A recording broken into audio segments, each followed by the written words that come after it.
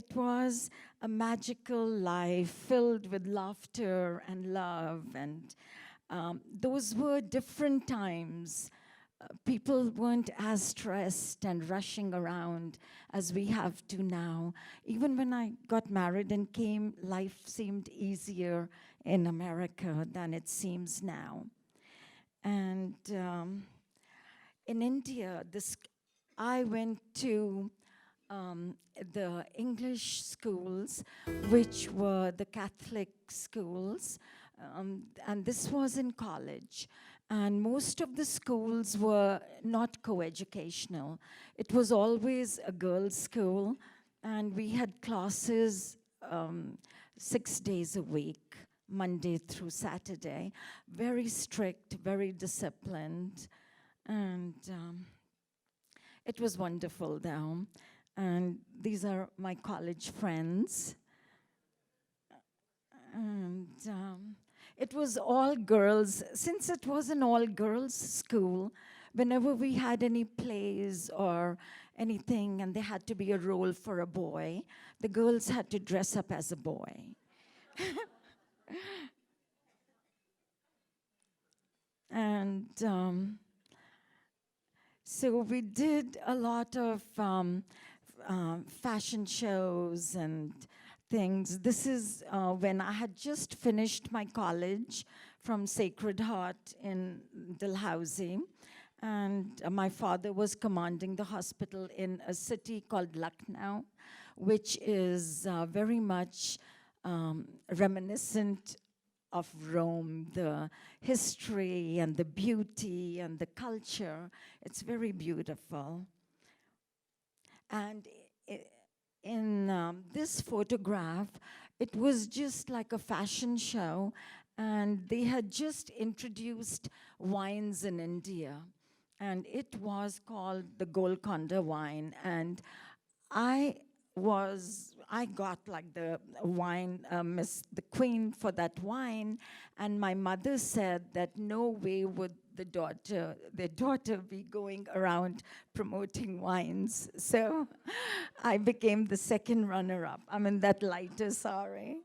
So it was a very sheltered, protected life. We were not, even in school, we were not allowed to go have sleepovers or go out dating, or going out was just totally prohibited. I had never in my life stepped out of my garden unchaperoned, ever. So very protected, very safe.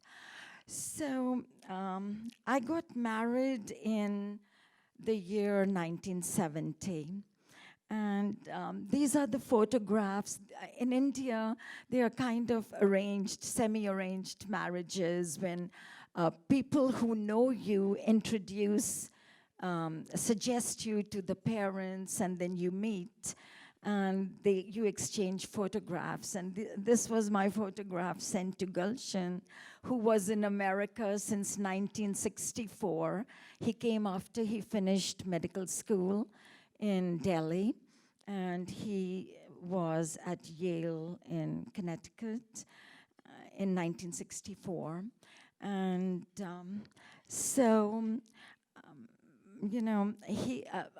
Gulshan's sister-in-law and brother introduced us to one another. The families knew one another well, and Gulshan flew down from Salt Lake City and in December, and I met him on the 7th of December, 1970.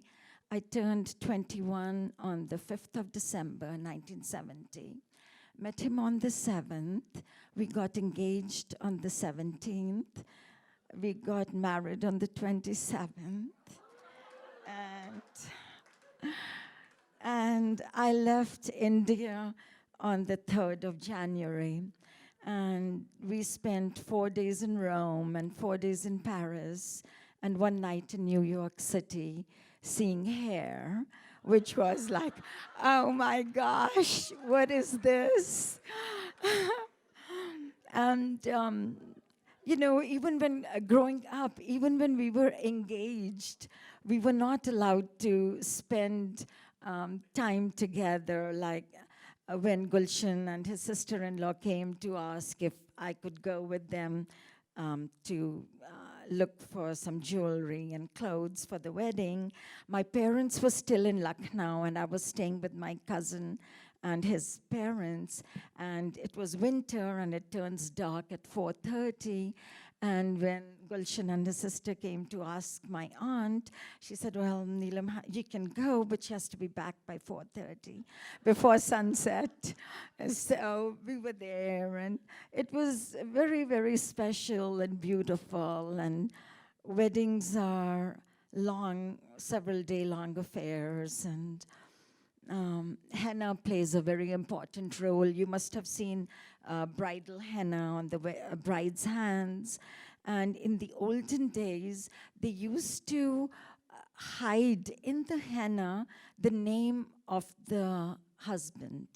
And supposing it was Gulshan, it would be like G-U all over on the hand. And then on the wedding night, you would hold the bride's hand and look for your name to get. So it is just, things have changed a lot nowadays. Nowadays, India is just like America. It's the traditions are changing. So when I got married, Gulshan was in Salt Lake City in Utah. And those days, the residents have to go to work in the morning, spend the night at the hospital, come home the next night at 8 o'clock or so. And every day, when Gulshan would be gone, I would be so sad, and I would wonder, I'm in a strange country. I don't know a soul. I have nobody here. And I'm with a relatively unknown man who goes and doesn't come home every night. He's working, and being brought up in India, we were not allowed to go out at all. And I would think, and just like in America, everyone thinks in India everyone is poor and starving and not doing very well.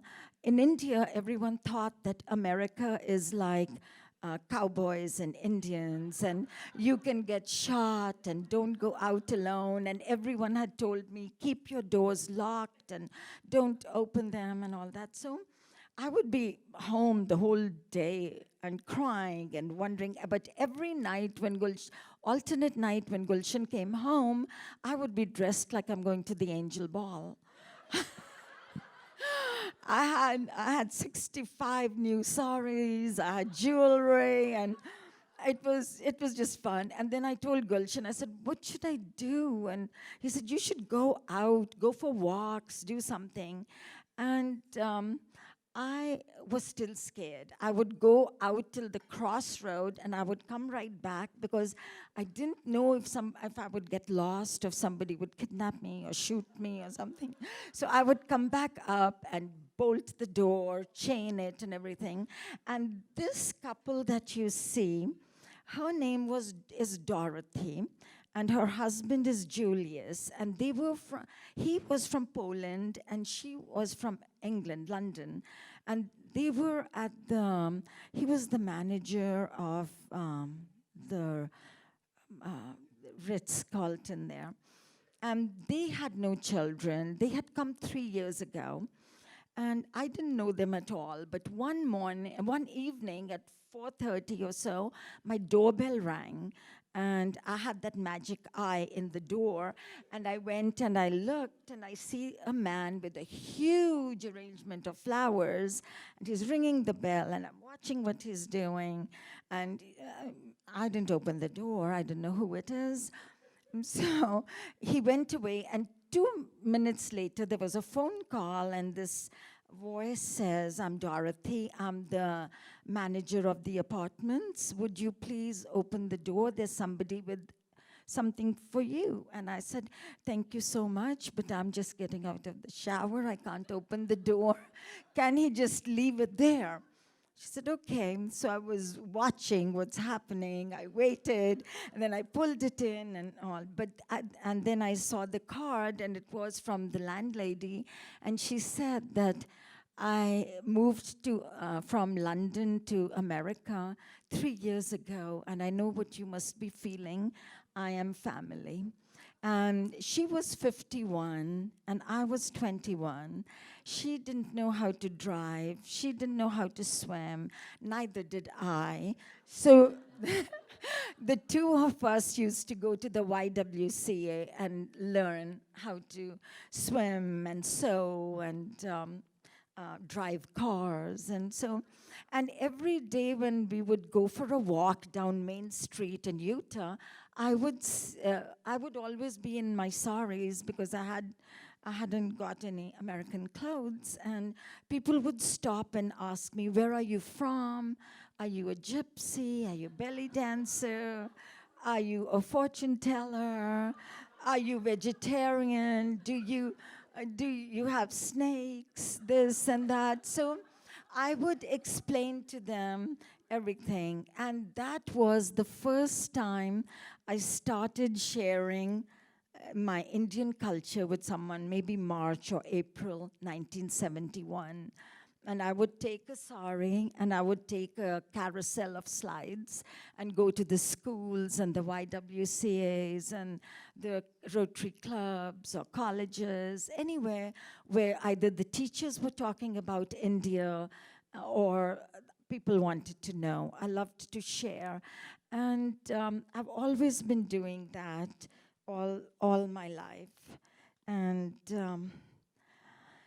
then we moved from Salt Lake City in 1972 to Asheville, North Carolina. And Gulshan was a cardiac surgeon at Duke University, training the residents. And our son was born there, and 5 years later, our daughter, Sonia. And every summer, we used to go to India, to the hills. Just like some of you may have seen the PBS show, Indian Summers.